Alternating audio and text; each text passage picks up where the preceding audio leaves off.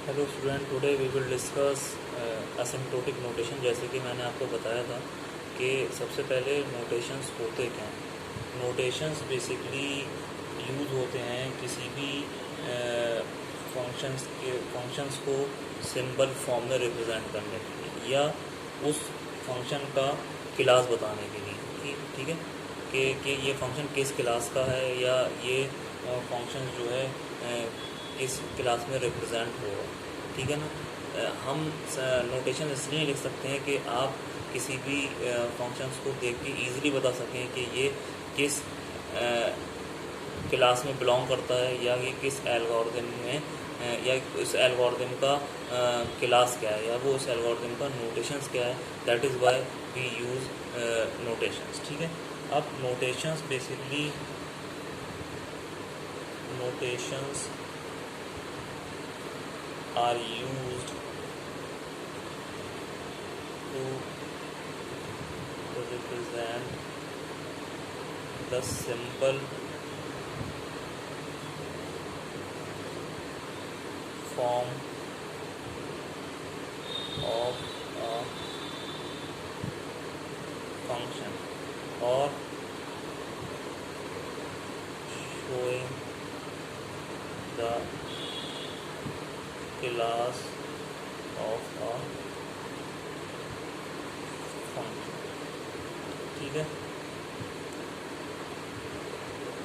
जैसे मैंने आपको बताया किसी भी फंक्शन को रिप्रेजेंट करने के लिए in the simple communicable form so that anyone can easily get idea about the algorithm. ठीक है कि वो किस एल्गोरिथम का है या किस एल्गोरिथम से बिलोंग करता है।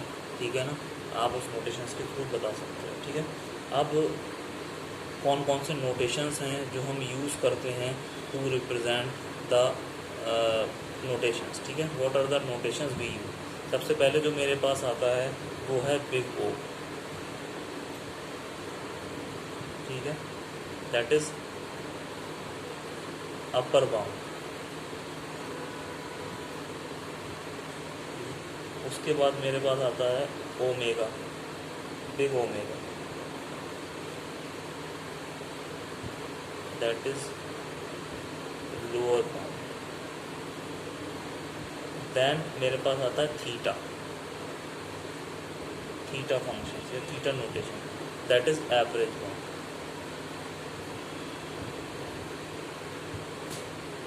ठीक है।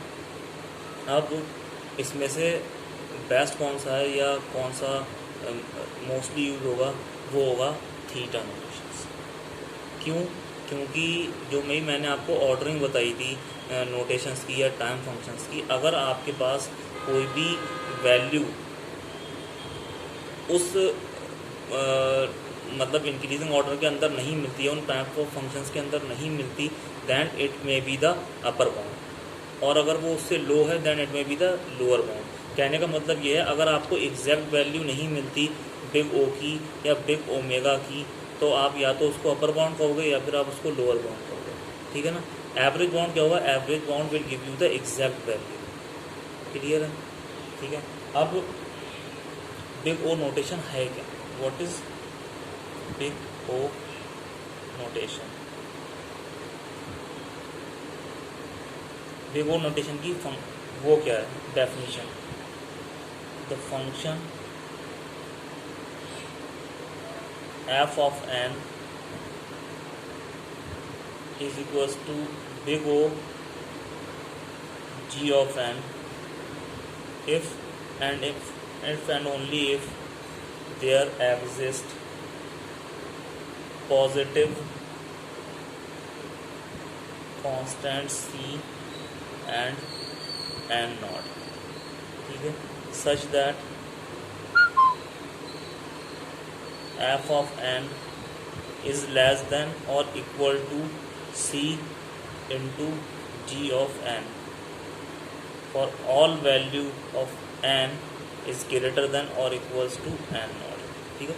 कहने का मतलब ये है, जो आपका बिग ओ नोटेशंस है वो एक फंक्शन है F N is equals to O big O of G N if and only if there exist positive constant C and N naught. ठीक है। सच दैट जो भी आपके पास फंक्शन है एफ एन, वो छोटा हो c into G of N से, ठीक है। एन की वैल्यू जो भी होगी वो ग्रेटर होगी या इक्वल टू होगी एन नॉट के, ठीक है ना। अब हम इसको समझेंगे एक एग्जांपल के थ्रू। लेट से मेरे पास, उससे पहले मैं आपके पास एक चीज़ लिख दूँ।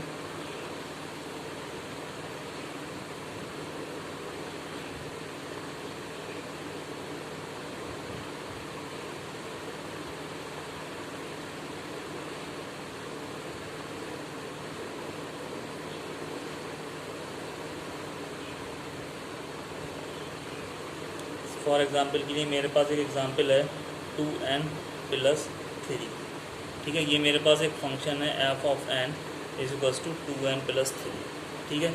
अब इस 2n+3 के लिए मुझे नोटेशन फाइंड करना है, ठीक है ना।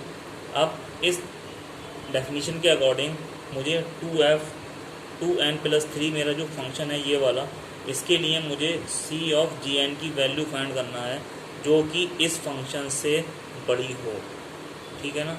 मुझे कैसे फाइंड कर सकता हूँ? मैं एक ऐसी वैल्यू फाइंड करूँ जिसकी value for every value of n, ठीक है, for every value of n उसकी जो भी वैल्यू हो वो इससे इंक्रीज ज़्यादा हो, ठीक है। तो मैं यहाँ पर क्या लिख सकता हूँ? 10n, where for every value of n it will be increase और 1, ठीक है। एन की एक से बड़ी भी जो भी वैल्यू होगी उसके लिए ये जो होगा वो आपका बड़ा होगा इससे, ठीक है। आप अब इसके अंदर क्या है? ये तो मेरा सिंपल एफ ऑफ एन हो गया जो यहाँ पर दे रखा है मेरा F of N is equal to 2n+3। ये मेरा क्या हो गया? ये मेरा एक हो गया कांस्टेंट सी, और ये क्या हो गया? ये मेरा हो गया जी ऑफ एन, ठीक है। अब इसका ऑर्डर क्या होगा आप मुझे बताइए? इसका ऑर्डर बन जाएगा F N is equal to big O of N, ठीक है।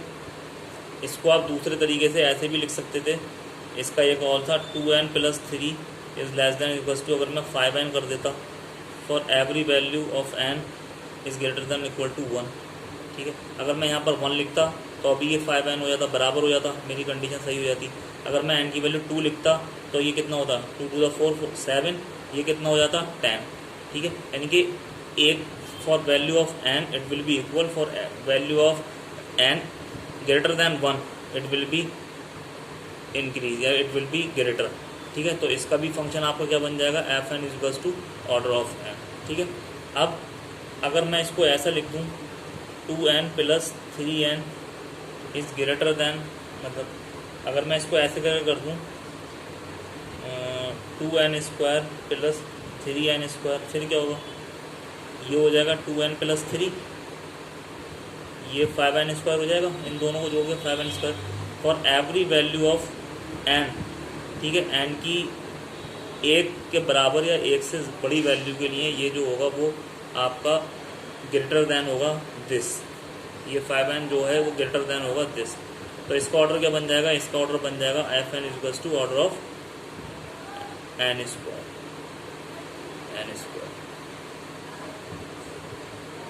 ठीक है।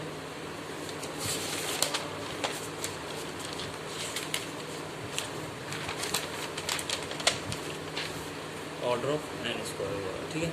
अब ये वाला एक ऑर्डर हो गया, एक ये ऑर्डर हो गया। इसके आगे मैं F N is equal to order of n³ भी लिख सकता हूँ, बट मैं F N is equal to order of log n नहीं लिख सकता, क्योंकि ये जो है ये मेरा लोअर बाउंड होगा। ऑर्डर ऑफ n की वैल्यू अगर आप देखें, इस वाले फंक्शन की वैल्यू कहाँ पर लाई कर रही है? इस वाले फंक्शन की वैल्यू इस वाले ऑर्डर के अंदर कहाँ लाई कर रही है? यहाँ पर लाई कर रही है, ठीक है। F of N order of N निकल के आया, तो इसके अंदर कहाँ पर है? वो यहाँ पर है, ठीक है। इस एन के जो भी राइट हैंड साइड में वैल्यूज होंगी वो क्या होंगे? वो इस फंक्शन के लिए क्या होंगे? अपर बाउंड होंगे, ठीक है। इसके लेफ्ट हैंड साइड की जितनी भी वैल्यूज होंगी वो क्या होंगी? वो इसके लिए लोअर बाउंड होंगी, ठीक है ना। ये क्या होगा एग्जैक्ट? ये इसका एवरेज बाउंड होगा, ठीक है। यानी कि मेरा एफ ऑफ एन का जो भी ऑर्डर आया वो क्या आया? बिग ओ ऑफ एन आया, यानी कि इसकी वैल्यू क्या आई? वो एन आई। इसके आगे के सारे क्या हैं? ये मेरा अपर बाउंड है, ये भी मेरा अपर बाउंड है, ये भी मेरा अपर बाउंड है, ये मेरा लोअर बाउंड है, इसलिए मैंने इसको नहीं लिखा। मैं अपर बाउंड लिख सकता हूँ, बट अपर बाउंड लिखना भी मेरे लिए बेनिफिशियल नहीं होगा। मुझे क्या लिखना है, मुझे जो भी मेरा फंक्शन है उसकी क्लोजेस्ट वैल्यू लिखना है। तो मेरी इस फंक्शन की क्लोजेस्ट वैल्यू क्या है, इस फंक्शन की क्लोजेस्ट वैल्यू है मेरी n। तो मेरा this is the best answer. अगर आप ये लिख देते हो it will B correct, it will B correct, क्योंकि ये सारे अपर बाउंड के अंदर आ रहे हैं, ठीक है ना। आप लोअर बाउंड नहीं लिख सकते, ये गलत हो जाएगा। बट हमें लिखना होती है क्लोजेस्ट वैल्यू, किसी भी फंक्शन की क्लोजेस्ट वैल्यू। तो इसकी क्लोजेस्ट वैल्यू क्या है, इसकी क्लोजेस्ट वैल्यू ये है। तो इसका आंसर क्या होगा, F N is to order of n। ऐसे हम किसी का भी बिग ओ नोटेशन निकाल सकते हैं, ठीक है। नेक्स्ट लेक्चर में हम पढ़ेंगे आपका लोअर बाउंड, यानी कि आपका बिग ओमेगा, ठीक है।